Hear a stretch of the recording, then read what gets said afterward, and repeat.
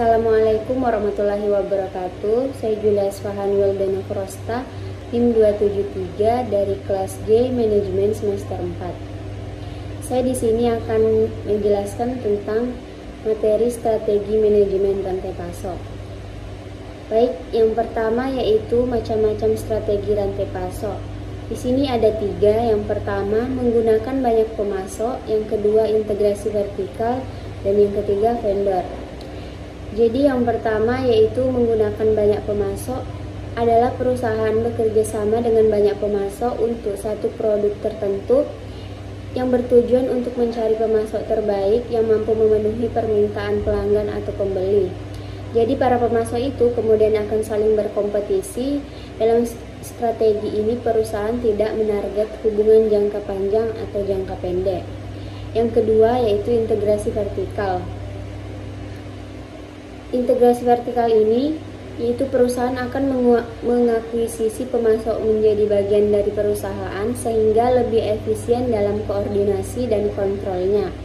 Yang bisa diakuisisi meliputi perusahaan supplier ataupun perusahaan distributornya. Seperti contoh Toyota mengakuisisi pabrik baja dan dealernya. Yang ketiga yaitu vendor, yaitu kerjasama untuk kebutuhan di waktu yang tertentu. Selanjutnya yaitu tantangan dalam mengembangkan strategi supply chain management. Yang pertama, meningkatnya layanan terhadap pelanggan melalui pembelian layanan berupa menyediakan barang, dan yang kedua menekankan biaya persediaan, tidak hanya sekedar menyediakan bahan baku atau barang. Yang ketiga, biaya penyimpanan, biaya untuk menyimpan ataupun merawat persediaan. Selanjutnya, ada 3 komponen utama sukses misi rantai pasokan. Yang pertama, kinerja pemasok. Kinerja pemasok ini yaitu kinerja pengiriman dan kualitas agar harapan lebih meningkat. Dan yang kedua, manajemen resiko. Manajemen resiko ini adalah identifikasi resikonya, perencanaan untuk peristiwa yang beresiko tinggi dan berdampak tinggi. Yang ketiga, kesiapan produksi. Kesiapan produksi ini yaitu mengonfirmasi bahwa perusahaan tersebut telah siap. Selanjutnya ada 7 strategi supply chain management yang perlu dilakukan. Yang pertama yaitu supply chain management untuk optimasi distribusi. Jadi konteks produk yang ditawarkan perusahaan kepada konsumen dalam manajemen produksi dan operasi adalah kombinasi produk yang memiliki minat dan memberikan kepuasan kepada pelanggan. Dengan demikian, menyajikan sebuah produk merupakan tantangan utama bagi perusahaan yang meskipun dari sudut pandang lain bisa juga peluang bagi sistem produksi dalam upaya pemenuhan produk tersebut. Dan yang kedua yaitu mengetahui tantangan internal supply chain manajemen perusahaan. Jadi setiap perusahaan yang ingin menang dalam persaingan dan terus bertahan dalam goncangan bisnis harus memiliki strategi yang tepat dalam segala aktivitas usahanya. Strategi tersebut akan mengarahkan jalannya perusahaan ke tujuan jangka panjang yang ingin dicapai. Strategi juga diperlukan untuk mengembangkan atas sebuah keputusan atau aksi tunggal dan berbagi keputusan atas aksi yang dilakukan. Selanjutnya, bernegosiasi dengan banyak pemasok.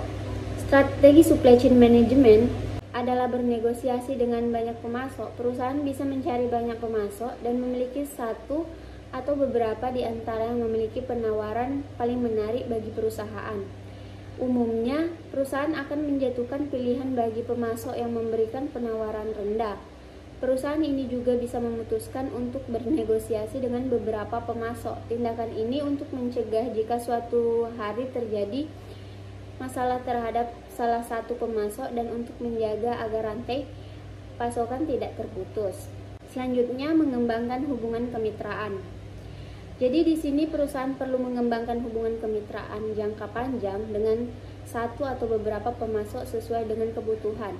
Para pemasok yang telah lama menjalin hubungan dengan perusahaan tertentu sudah memahami tujuan dari perusahaan. Pemasok tersebut biasanya akan lebih berkomitmen untuk berpartisipasi dalam sistem just in time. Perusahaan akan diuntungkan karena tidak perlu lagi mempunyai gudang untuk persediaan. Pemasok akan mengirim persediaan tepat pada saat perusahaan dibutuhkan bahan baku produksi. Selanjutnya itu melakukan integrasi vertikal. Strategi supply chain management bisa dilakukan dengan cara integrasi vertikal, yaitu untuk mengembangkan kemampuan perusahaan dalam produksi barang yang telah diperoleh dari pemasok. Ada dua macam integrasi vertikal yang bisa dilakukan, yaitu integrasi mundur dan integrasi maju.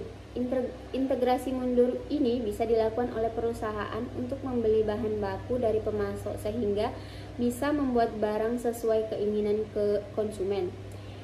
Dan adapun integrasi maju menuntut produsen untuk perusahaan membeli komponen yang berupa produk jadi. Selanjutnya, membangun virtual company. Dengan memiliki virtual company, maka perusahaan bisa membangun hubungan yang luas dengan berbagai pemasok untuk menyediakan bahan baku yang diinginkan. Namun, virtual company ini harus dilengkapi dengan manajemen perusahaan yang bisa memberikan biaya yang rendah, beroperasi secara efisien, menciptakan kualitas, cepat, fleksibel, dan inovatif. Selanjutnya yang terakhir, mengoptimalkan jaringan IT terlibat. Untuk membangun suatu sistem supply chain management, perusahaan harus memperhatikan 5 hal dasar, yaitu perencanaan, pemasok, produksi, distribusi, dan pengembalian. Perencanaan merupakan proses awal yang strategis dan harus dipikirkan mulai dari awal ketika akan memulai supply chain management.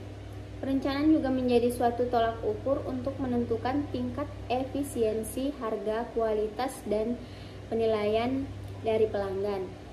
Selanjutnya, yang terakhir, yaitu keuntungan menggunakan strategi manajemen supply chain. Yang pertama itu mengurangi inventory barang dan biaya penyimpanan barang dengan berbagai cara, misalnya dengan hanya melakukan penyimpanan stok sesuai dengan demand pasar.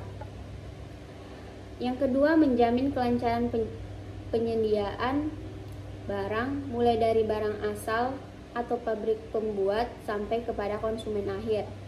Yang ketiga, membenahi pengelolaan rangkaian distribusi mulai dari bahan baku hingga bahan jadi dengan cepat dan efisien. Dan yang terakhir yaitu menjamin mutu bagus dalam barang mentah maupun barang jadi, serta menjamin mutu keamanan dalam pengirimannya. Baik, terima kasih. Mungkin cukup sekian yang dapat saya sampaikan, kurang lebihnya mohon dimaafkan. Saya akhiri, wassalamualaikum warahmatullahi wabarakatuh.